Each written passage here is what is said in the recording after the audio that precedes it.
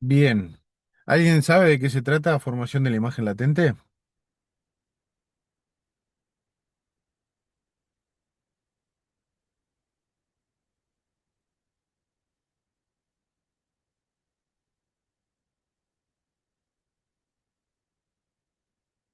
Nadie. Cuando no se puede observar la imagen en la radiografía. Eh, sí, la imagen latente es la imagen que está latente, que no ha sido manifiesta porque todavía no se ha revelado, pero es la imagen que queda en este caso, en la película, producto de un fenómeno físico sobre los cristales de haluro de plata. ¿Tá? A eso se le llama imagen latente. Una vez que esta película es expuesta al líquido revelador, fijador y demás del procesado automático, ya deja de ser latente, es una imagen que se manifestó porque ya ha sido revelada. ¿Tá? Prácticamente es un fenómeno en donde hay fenómenos físicos y químicos que hacen que esos fotones que interaccionaron o esa luz que interaccionó con los cristales de haluro de plata comiencen un proceso de óxido-reducción químico, luego un proceso físico al inicio, pero que luego se sucede con un proceso químico eh, en el cual se revela la imagen en la procesadora automática. Antes se hacía, como uno puede imaginarse o en las películas vio alguna vez, sumergiendo la película en el revelador, el fijador, lavándola entre medio. Revelador que nosotros en ese momento era con una temperatura determinada que había que dejarlo y siempre era poner, mirar qué tan expuesta estaba y qué tan revelada estaba, poner, mirar y directamente lavarla y fijarla para que la película quedara en ese punto del revelado y no en otro. Porque si nosotros no le sacábamos el líquido revelador, seguía revelándose la película sin, sin terminar el revelado y queda todo oscuro con ennegrecimiento total de toda la película. Bien, pero acá vamos a hablar justamente de la formación de la imagen latente. ¿Cómo es que llegamos a esa imagen latente? ¿Tá? Entonces, es muy cortito. Básicamente, para obtener una imagen fotográfica es preciso exponer la emulsión sensible a la luz. Eso es lo primordial. Si no, no vamos a tener nunca una imagen latente. ¿Tá? Donde, una vez expuesta, esos cristales sufren ciertas transformaciones. ¿Tá? Se modifican de tal manera, son modificaciones que son invisibles al ojo humano, pero que son reales y que existen y que están en toda la trama cristalina de los haluros de plata. ¿Tá? Y bueno, como dice ahí en el texto, se denomina así porque la imagen no es visible. Es una imagen que está latente, pero no, no es manifiesta. ¿Tá? Y para ello hay que usar revelador para revelarla. ¿Ah? Entonces, básicamente es la información no observable almacenada en los cristales de haluro de plata que nosotros habíamos visto en la clase pasada. Tiene tres fases fundamentales, que es un fenómeno fotoquímico primario, luego le sigue una corriente que es una corriente electrónica de electrones y una corriente iónica, donde aquí la plata positiva es la que va básicamente por repulsión colocándose en lugares específicos para luego transformarse en plata metálica, que es lo que nosotros visualizamos en la película como lo negro, ¿tá? La densidad. ¿Tá? Usted imagínense que lo que nosotros vemos más claro o más blanco es lo que no llegó a exponer en la película. Aquellos fotones que fueron absorbidos por materiales de mayor densidad o número atómico más alto no llegan al receptor y por ende no interaccionan con los cristales de oro plata para no exponer a estos cristales de oro plata. Esos cristales que no fueron expuestos son removidos y lo único que queda es la plata metálica depositada en la base de la emulsión que viene, ¿verdad? El fenómeno fotoquímico primario ocurre cuando un fotón, ¿tá? En este caso un fotón luminoso puede ser, pero también la interacción puede ser con fotones X, en menor medida, pero fotones X, penetran en el cristal actuando sobre, por ejemplo, el iodo bromuro, que es el que, como vimos en la clase pasada, era el que existía en mayor cantidad. ¿Tá?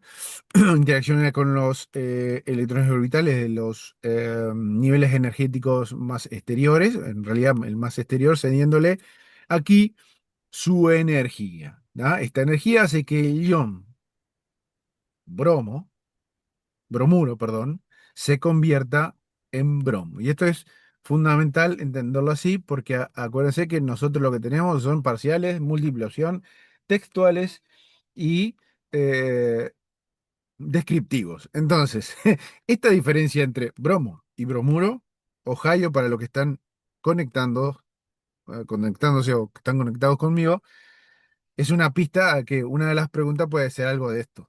¿Ah? Donde bromo y bromuro pueden hacer la diferencia entre que sea falsa o verdadera. Bien, entonces, la interacción de ese fotón luminoso hace que se expulse un electrón de uno de sus orbitales más externos y se convierte el bromuro en bromo. ¿Tá?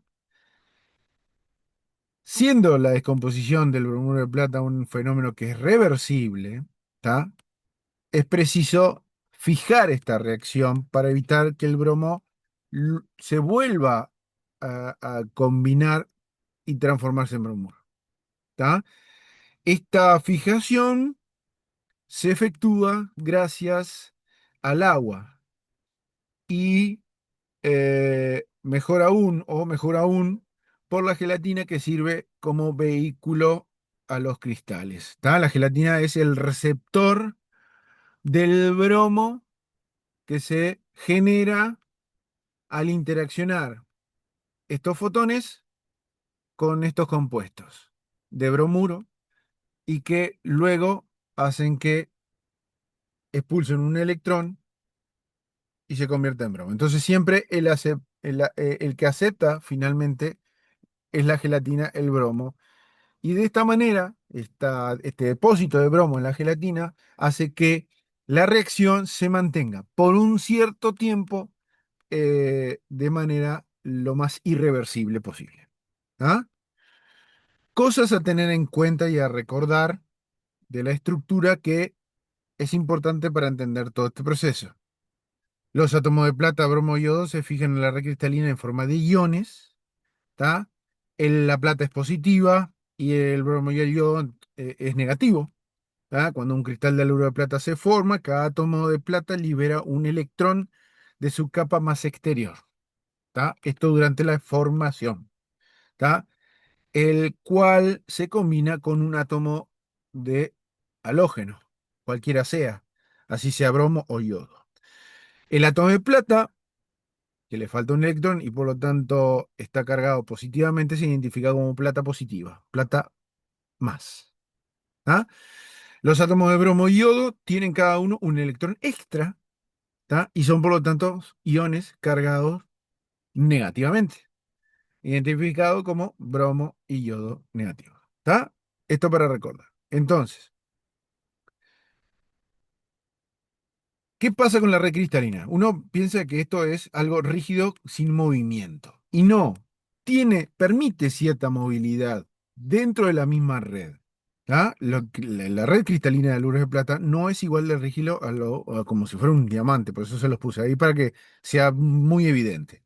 ¿Ah? Bajo ciertas condiciones, eh, tanto átomos como iones pueden moverse dentro de la misma red cristalina. ¿Tá? Y suelen agruparse estructuralmente de una manera muy singular. ¿Tá?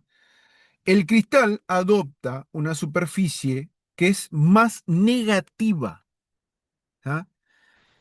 Y compensa, y que es compensada por la carga positiva de los iones que están más intersticialmente. ¿Tá? Es decir, que los iones de plata se encuentran más internamente, formando un intersticio más positivo y una periferia, ¿tá?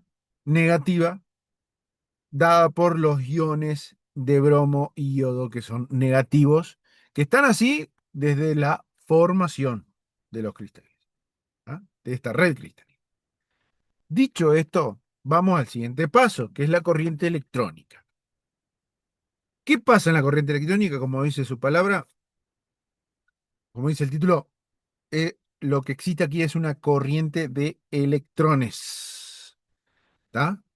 Ese electrón expulsado del bromuro y que se convierte en bromo se encuentra al salir en un nivel energético superior, con buena carga energética, superior a, eh, al de la órbita periférica del electrón de valencia ausente de la plata positiva correspondiente. ¿Tá? Por lo tanto, salta, ese electrón va circulando, va moviéndose de niveles de valencia eh, o de la nube de valencia, porque en realidad uno tiene que imaginarse, uno esquemáticamente se imagina como el átomo exquisitamente así como siempre nosotros nos imaginamos, con el núcleo, la periferia, todos los electrones orbitando parejito.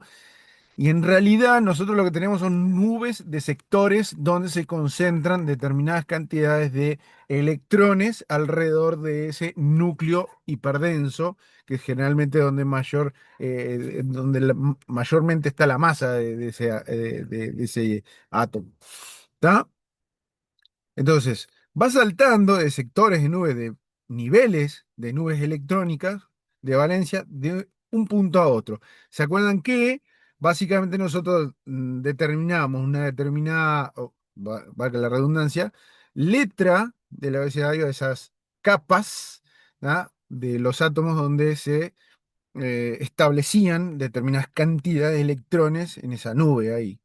Bien, como que si fueran las capas de de la atmósfera de la Tierra, bueno, esto es lo mismo, donde en una capa, llamada O, es donde va a circular mayoritariamente estos electrones, ¿tá? Que son los electrones que se liberaron por la interacción con la materia, ¿tá? Que sufrió esa red cristalina al interaccionar con ese fotón de luz o con ese fotón X que le llegó, ¿tá? Entonces, eh, la corriente electrónica es un movimiento de electrones que van pasando de eh, nivel a nivel de esa plata positiva. Generalmente los niveles O son los que se utilizan para saltar de un nivel O a otro nivel O, ¿tá? De cada átomo. Y así van en cada salto perdiendo un poquito más su energía para decaer o caer en y de manera electrostática, por atracción electrostática, en puntos específicos que yo ya se los dije en algún momento. ¿Usted tiene ni idea más o menos dónde van a caer estos electrones?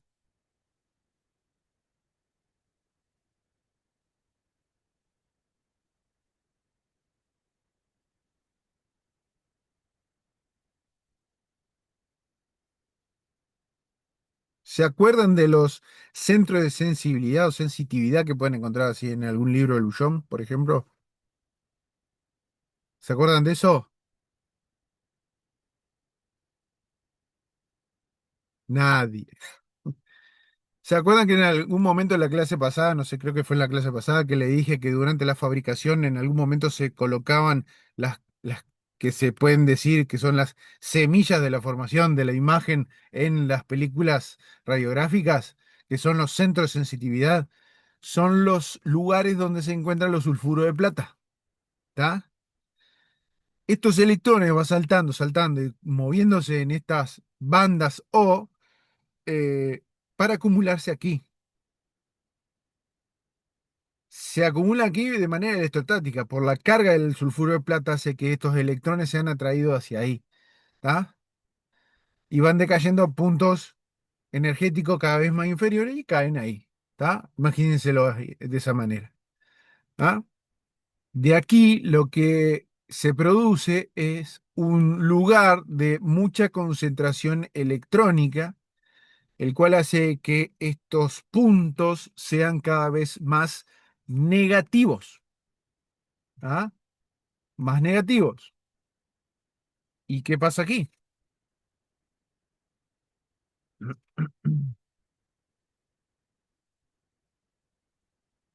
Lo siguiente que se sucede es lo que se llama corriente iónica de plata.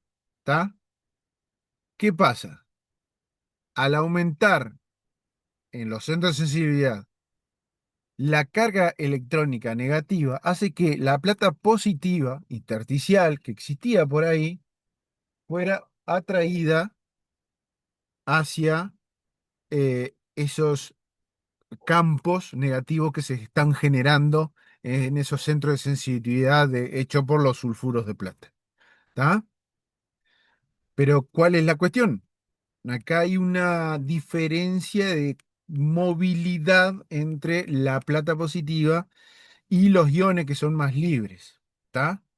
Acá los iones no migran tan rápidamente como los electrones, porque acuérdense que los iones están unidos con enlaces entre sí.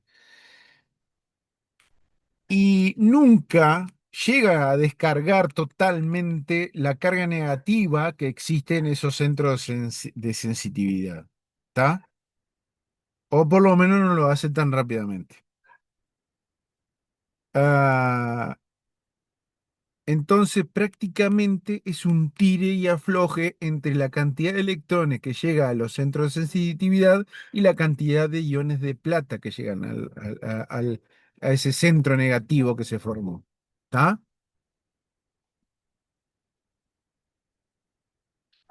¿Me van entendiendo hasta acá? ¿Puedes repetir la última parte? Esa de Me la encantó. guerra entre Claro. los iones. Me encantó. Buena definición entre la guerra entre los iones y los electrones. La cuestión es así. Usted hasta ahora yo les dije, hay interacción, fotones X o luz, hay interacción que hace que el bromuro libere electrones con cada interacción. Estos electrones se mueven por las bandas O de las platas metálicas, de las platas positivas, perdón. ¿Ah? Y estos electrones van a decaer en lugares de menor energía, ¿tá? Porque siempre van de mayor a menor energía, van hacia lo más cómodo. Acuérdense de esa manera y se lo van a acordar siempre, ¿tá? Entonces, ¿qué pasa? Los lugares donde están más cómodos es donde está el centro sulfurado, ¿tá? El sulfuro de plata, que es el centro de sensibilidad o semilla de formación de la imagen. Cuando llegan ahí empiezan a acumularse, aumenta la carga negativa, hace se genera como un campo negativo que atrae la plata positiva. Ahora sí, empiezo a atraer iones, porque tengo puntos muy negativos y empiezo a de la estructura metálica tironear los iones de plata hacia esos puntos más negativos. ¿Ah? Obviamente, la plata positiva, al tener enlaces con el resto de la red cristalina, le es mucho más difícil llegar que los mismos electrones donde están saltando por la cabeza de ellos. ¿Ah? Los electrones llegan más rápido.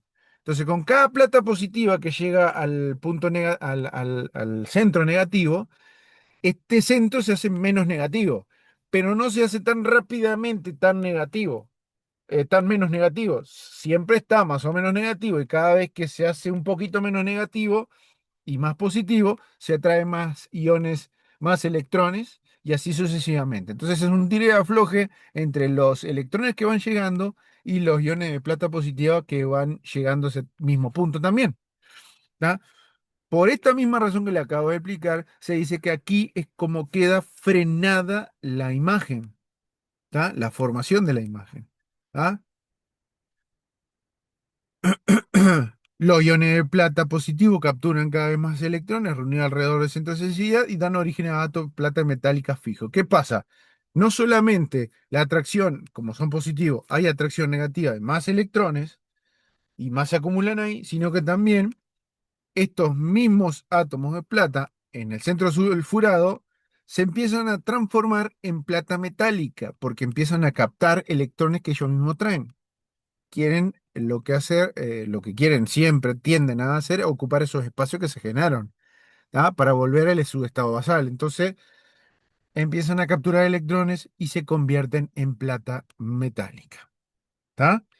Pero la plata metálica, al punto donde se forma la imagen latente, es muy poquita la que se formó. Nosotros tenemos que esta reacción exacerbarla aún más, llevar más plata positiva a esos centros, transformar más plata positiva en plata metálica, y de eso se trata el proceso de revelado. Prácticamente dar más eh, carga negativa a ese proceso físico-químico. ¿Está?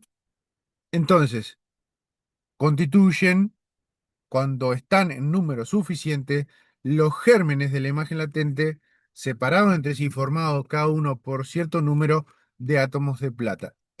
A estos puntos donde hay cierta cantidad de plata metálica, que todavía hay reacción, hay corriente iónica, corriente electrónica, a estos puntos se le constituye o se le denomina gérmenes de la imagen latente. ¿Está? Así, la imagen latente posee una estructura discontinua formada por puntos diseminados en toda la emulsión. ¿Ah? Resulta de la densidad imagen, resulta que justamente la densidad de la imagen es función de la cantidad de puntos o semillitas que hay. Por eso yo le decía la clase pasada en la formación que cuanto se regulaba la cantidad de centros sulfurados que se depositaban sobre la emulsión, porque esto hacía de que diera mayor o menor densidad a la imagen final. ¿Está? Entonces, bien, nosotros lo que estamos hasta acá es hasta el proceso B de este esquemita que tenemos acá. ¿Está?